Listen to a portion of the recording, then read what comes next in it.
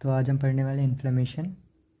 यह हमारा हर साल आता है क्वेश्चन, लगभग 5 या 7 नंबर में। 7 नंबर का कंफर्म आता है। तो देखते हैं इन्फ्लेमेशन क्या होता है। It is the reaction of vascularized living tissue to local injury. It is a series of vascular and circular cellular reaction aiming to protect the body against the injurious agent. अब ये सुन के तो लग रहा होगा बहुत ख़तरनाक है। मैं इजी लैंग्वेज में बताता हूँ। जैसे कि कोई हमारी बॉडी पे कोई चीज़ अटैक करती है,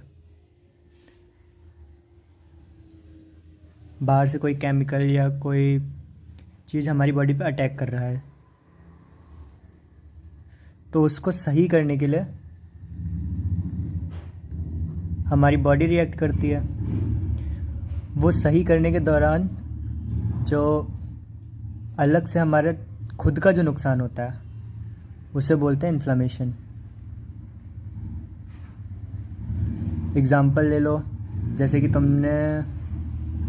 मान लो तुम आर्मी में हो।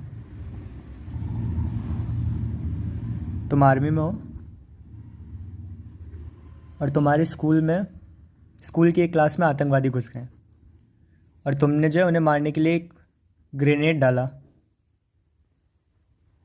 ठीक है, वो आतंकवादी तो मर गए, लेकिन तुम्हारा क्लास भी बेकार हो गया, मतलब टूट गया। तो जो क्लास बेकार हुआ उसे क्या बोलते हैं? इन्फ्लेमेशन। इससे समझ में आ गया होगा इन्फ्लेमेशन क्या होता है।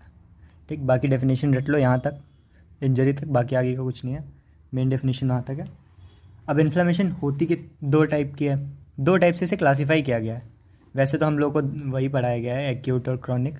2 टाइप से क्लासीफाई किया गया। एक जो होता है on the basis of organ,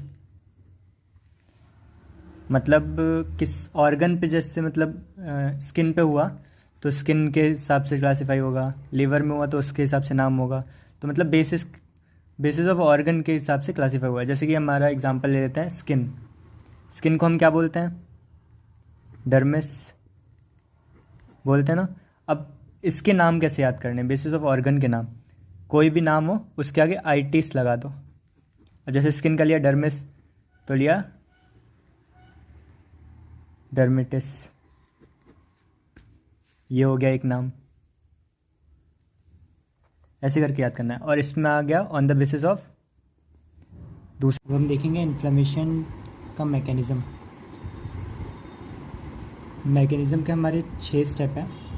migration, rolling and adhesion, remigration, क्रेमेटोसिस, डिग्रेडेशन एंड इन्फ्लेमेशन।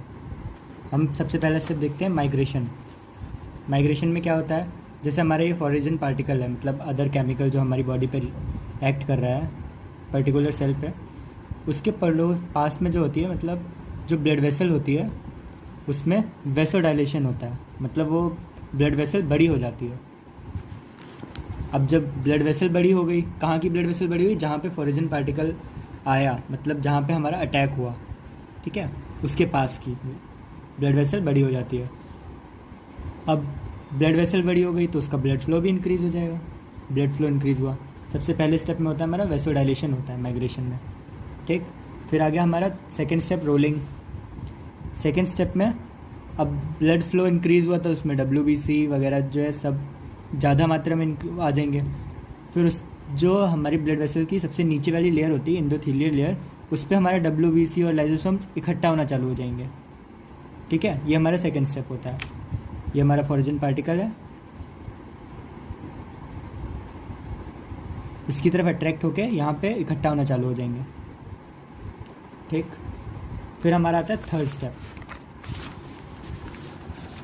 स्टेप हमारा क्या था? ई-माइग्रेशन। पहले में हमारा क्या हुआ? वेसोडाइलेशन हुआ, मतलब ब्लड वेसल बढ़ी, उसका फ्लो वो हुआ, इंक्रीज़ हुआ ब्लड का। तो ब्लड में जो WBC और लाइसोसोम्स थे वो जो है उधर लास्ट, मतलब ब्लड वेसल की लेयर पे इकट्ठा होना चालू हो गए। उसके बाद जो हमारे मास्ट सेल और बेसोफिल्स होते हैं, जो हमारे ब्लड में वो हो रहे हैं, चल रहे हैं, आए ब्लड वेसल में। फिर ब्लड वेसल्स के अंदर जो पोर्स होते हैं उसको बोलते हैं हम स्यूडोपोडिया। ठीक है, इन पोर्स को क्या बोलते हैं? स्यूडोपोडिया। उन पोर्स के थ्रू ये हमारे मास्ट सेल और बेसोफिल सेल्स निकलेंगे और हमारे फोरिजन, जिसमें जो है फोरिजन पार्टिकल है, उस वाले सेल में आ जाएंगे, इसके अंदर आ जाएंगे। ठीक है, ब्लड वेसल से निकल के किस में आ गए? जहाँ पे हमारा इन्फेक्टेड एरिया है, मतलब जहाँ पे हमारा वो फोरिजन पार्टिकल आया, बाहर से कोई केमिकल आया, उसमें आ जाते हैं। उसमें हुआ ई माइग्रेशन, मतलब वहाँ से माइग्रेट हुए, ब्लड वेसल से सेल में माइग्रेशन हुआ। ठीक है, माइग्रेशन किसका हुआ? मास्ट सेल और बेसोफिल्स का। ठीक, ये माइग्रेट हो गए किसके द्वारा? ये जो पोर्स होते हैं ब्लड वेसल्स में, उसके द्वारा। फिर उसके बाद चौथा स्टेप आता है हमारा क्रेमोटेसिस। ठीक है, अब इसमें क्या होता है स्टेप में? जो हमारे मास्ट सेल और बेसोफिल सेल्स आए थे, उसके अंदर ये फोरिजन पार्टिकल के ऊपर अटैक करते हैं। कैसे अटैक करते हैं? कुछ केमिकल रिलीज़ करके। अब ये कौन कौन से केमिकल रिलीज़ करते हैं? हिस्टामिन रिलीज़ करते हैं, ल्यूकोट्रिन रिलीज़ करते हैं, प्रोस्टेग्लैंडिन रिलीज़ करते हैं। ये तीनों केमिकल रिलीज़ करते हैं और इसको मारते हैं। इसको मारने के लिए ये तीनों केमिकल रिलीज़ करते हैं। ठीक है, अब ये तीनों केमिकल जो है रिलीज़ होते जा रहे हैं। ठीक, अब पाँचवें स्टेप में क्या होता है? जो हमारा सेल है जिसके अंदर वो हमारा फोरिजन पार्टिकल था, वो वाला सेल रैप्चर हो जाता है, मतलब ख़राब हो जाता है। अब जो लगातार उसके ऊपर फायरिंग कर रहे हो, केमिकल फायरिंग, ठीक है, अब वो पूरा ख़राब हो जाता है, रैप्चर हो जाता है। तो उससे क्या होता है? हमारा सेल डिग्रेड हो जाता है, सेल ख़राब हो जाता है, और जो हमारा फोरिजन पार्टिकल था उसको भी नष्ट कर दिया। इसको मारने के लिए कर रहे थे, लेकिन हमारा सेल भी साथ में नष्ट हो गया। ठीक है, तो हमारा सेल भी जब डिग्रेड हो गया तो उसे डिग्रेडेशन पॉइंट आ गया। फिर अब ये हुआ, जैसे हमारा सेल डिग्रेड हो गया, हमें मारना सिर्फ इसको था, लेकिन हमारा ये भी साथ में हमारा इसका घाटा हो गया, हमारा सेल भी नुकसान हो गया। तो ये क्या हुआ? इन्फ्लेमेशन हो गया।